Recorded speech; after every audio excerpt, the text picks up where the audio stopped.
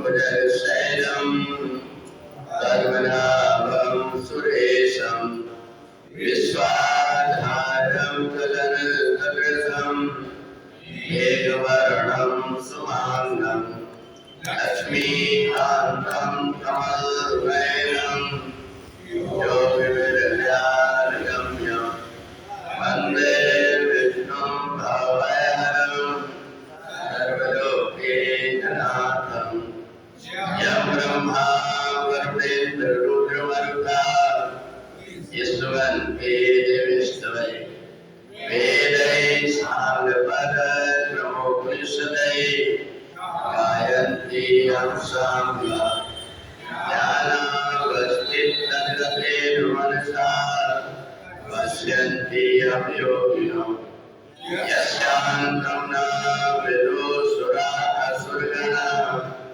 देवाय तस्मै नमः देवाय तस्मै नमः देवाय तस्मै नमः।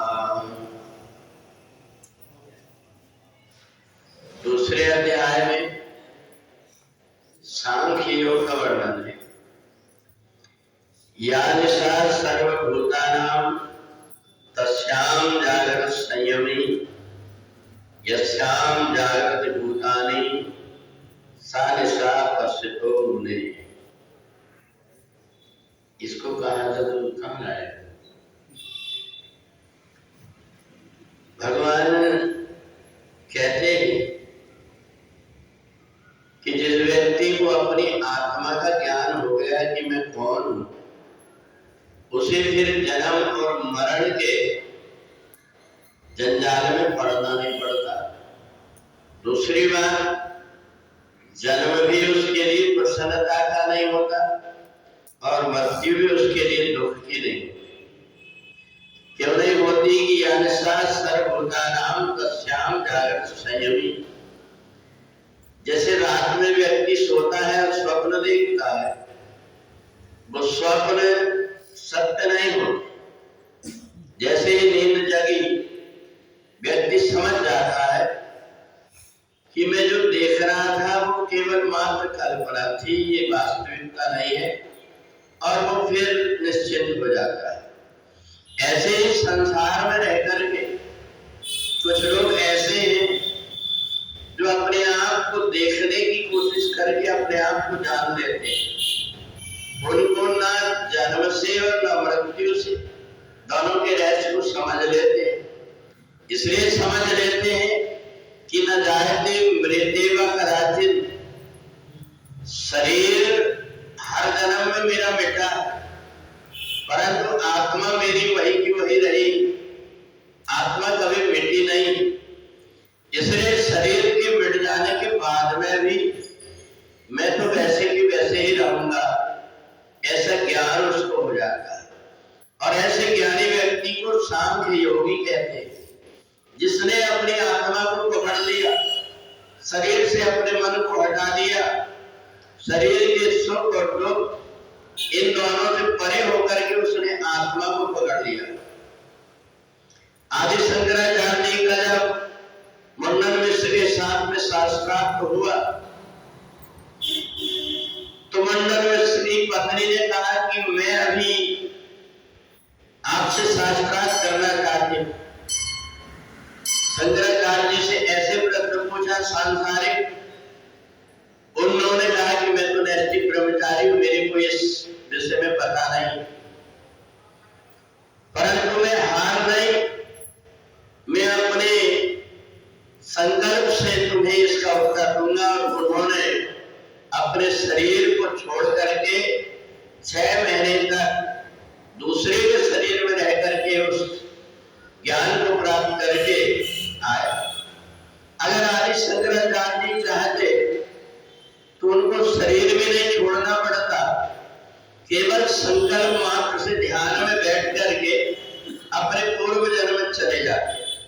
और पूर्व जन्म में जाकर के उन्होंने पहले जन्म में जैसे थे गृहस्थ जीवन क्या होता उसका ज्ञान करके आ जाते।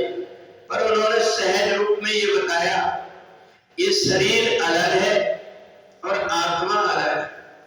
और इसलिए यहाँ आकर के सांख्य योगी व्यक्ति आत्मानंद में मस्त रहता है। उसे बाहर के सुख और दुख का कोई अंतर नहीं पड़ता, अपनी आत्मा में ही मस्त रहता है।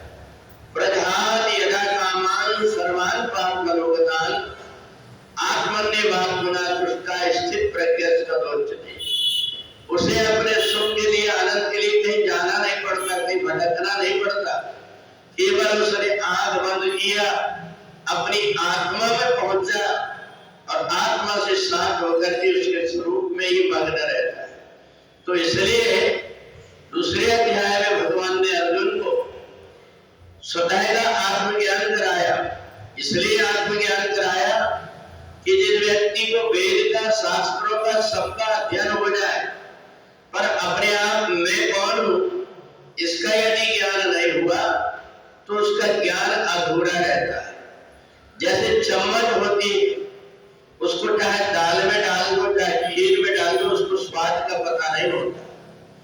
और उसी प्रकार से जब तक हम आत्मज्ञान को प्राप्त नहीं होंगे तब तक के हमें आत्मा और शरीर की अनुभूति नहीं हो पाएगी। इसलिए सांख्य योग में भगवान ने बहुत ऊंची चीज से आत्मा क्या है पहले अपने आप को तू जान ले। जब तू जान लेगा तो लोचनाभ्याम बिना सदर्पणम किम करिष्यति। अगर आंख ही नहीं है तो सामने अगर ऐना भी रखा हुआ है तो तुम्हारा चेहरा दिखाई कैसे देगा। इसलिए पहले आंख तुमको मिल जाए, इसके बाद में तुम संसार को देखोगे। तो जल चेतन गुण दोषमय विश्व कीन करता संसार कैसा विचित्र बना है जिसको बैठे बैठे ऐसे आनंद लेते रहोगे। इसलिए सांख्य योगी अपने आनंद में आपूर्यमाण मदा प्रतिष्ठम समुद्र मापा प्रसन्ति अलवर। जैसे समुद्र मस्ती में खोया रहता है, उसे कहीं जाना नहीं पड़ता, सब नदियां अपने आप उसके पास चली आती है। ऐसे सब प्रकार के सुख और साधन आत्मयोगी के पास अपने आप ही चले आते हैं। वृंदावन बिहारी लाल